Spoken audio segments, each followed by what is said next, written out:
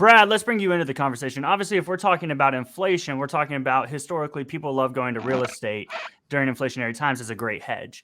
Is that something that you're seeing now going into next year with all of this new commentary from Powell?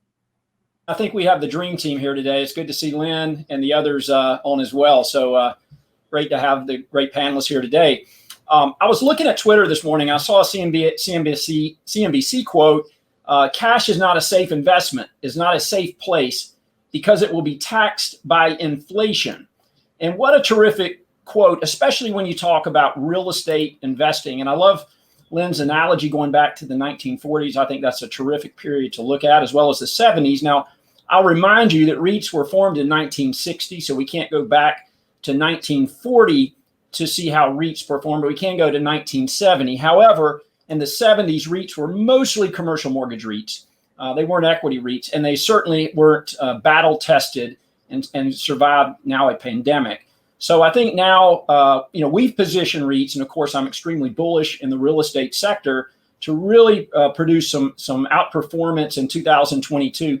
When you look at the historic REIT market in general, the dividend growth bottomed in around June 2021 and has improved for 4 consecutive quarters. Also, when you look at growth going forward, we're looking at dividend forecasts of 9% over the next 12 months, which would surpass estimates of the S&P 500.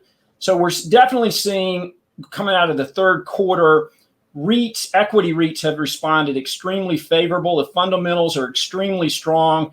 And again, I think we're going to still continue with that dividend growth. So in terms of inflation, what I like to point to, obviously rent growth is what drives a lot of the organic growth for REITs. Also external growth, which is acquisitions. And of course, net lease REITs have that built-in competitive advantage because they can grow externally at a very rapid clip. But I look at this dividend growth, and can this dividend growth continue?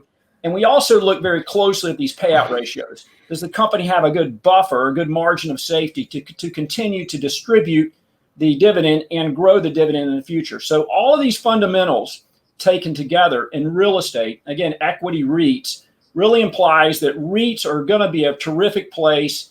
It's really somewhat of a myth that REITs aren't going to perform well in an inflationary environment. And again, I think we're now going to find out very quickly how they're going to perform. But so far, so good.